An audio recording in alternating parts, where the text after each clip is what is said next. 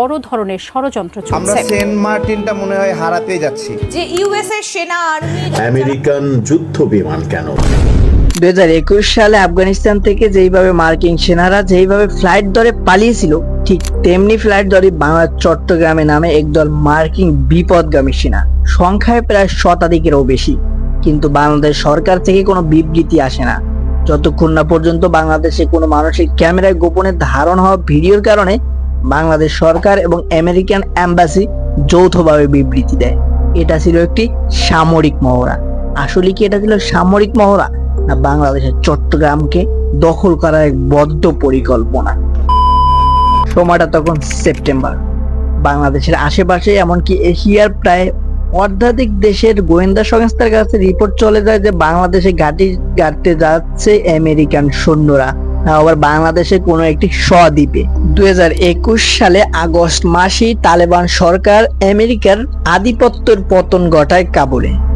30 August Kabul ছেড়ে চলে যায় আমেরিকান সৈন্যরা। ঠিক যেই রকম বিমানে চলে গিয়েছিল, ঠিক সেই রকম বিমানই বাংলার চট্টগ্রামে ল্যান্ড করে। খুবই এক অভূতপূর্ণ ঘটনা।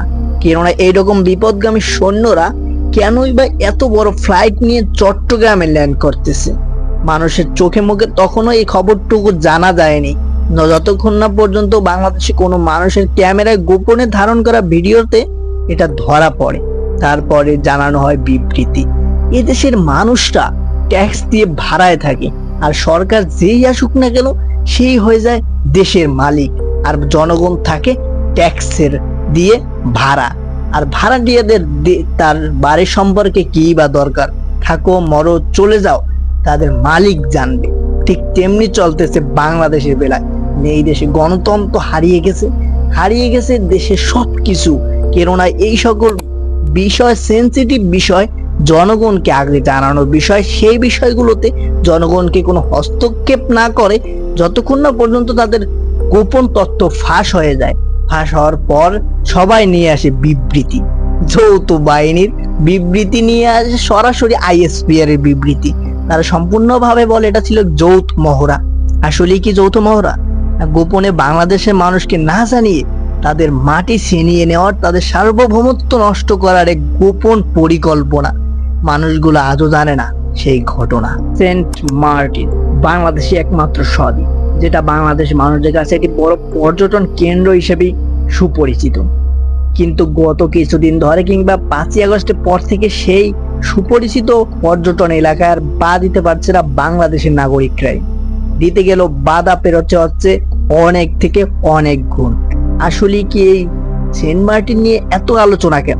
Bangladesh x prime minister Sheikh Hasina বা 5ই আগস্টে পতন হওয়া বাংলাদেশের সর্বকালীন বা সর্বদিকালীন বেশি মেয়াদ থাকা প্রধানমন্ত্রী শেখ হাসিনা, তার সব থেকে বড় যে অভিযোগটা ছিল সেটা হলো আমেরিকা নাকি বাংলাদেশ একমাত্র স্বদ্বীপ সেন্ট মার্টিনে তাদের ঘাঁটি গাড়ার জন্য বাংলাদেশ প্রধানমন্ত্রীকে প্রস্তাব দিয়েছে।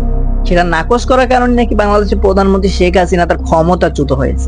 USA, United state of America, তাদের পররাষ্ট্রনীতি কোনো ব্যক্তি, গোত্র বা পরিবার দ্বারা নির্দিষ্ট করা না। তাদের পররাষ্ট্রনীতি হলো বিশ্বের সব থেকে শক্তিবান পররাষ্ট্রনীতি। তাই তাদের পররাষ্ট্রনীতি কোনো জো বাইডেন কিংবা কোনো ডোনাল্ড ট্রাম্পের দ্বারা নির্দিষ্ট করা না। তাদের সংবিধান দ্বারা নির্দিষ্ট করা তাদের পররাষ্ট্রনীতি, যার কারণে টিকে আছে 1000 বছরের সাম্রাজ্য। প্রশ্ন, এতে আমেরিকার লাভ কি? আমেরিকার বর্তমানে এশিয়া যে স্ট্র্যাটেজি বা পররাষ্ট্রনীতি সেটা ফেইলের একেবারে দ্বার প্রান্তে। কেননা তাদের সব থেকে বড় বন্ধু ইন্ডিয়া হাত মিলাতে যাচ্ছে তাদেরই সব থেকে বড় শত্রু চায়নার সাথে। হয়ে যাচ্ছে এক বড় জোট, যেই জোটের কারণে আমেরিকা থেকে শুরু করে ন্যাটোর সদস্যরা কখনো এশিয়ায় প্রভাব কাটাতে পারবে না, এশিয়া কোনো হস্তক্ষেপ করতে পারবে না। আজ এত কিছুর পরেও, আফগানিস্তান থেকে এত লজ্জাজনক হারের পরও আজ মার্কিন প্রেসিডেন্ট ডোনাল্ড ট্রাম্প হাসি মুখে বলে যাচ্ছে তাদের বাগদাদ বিমান ঘাঁটি দরকার, সেখানে তারা আবার হানা দেবে, আমার সেখানে ঘাঁটি গাড়বে। কি পরিমাণ সাহস হলে মানুষ এইরকম কথা বলতে পারে?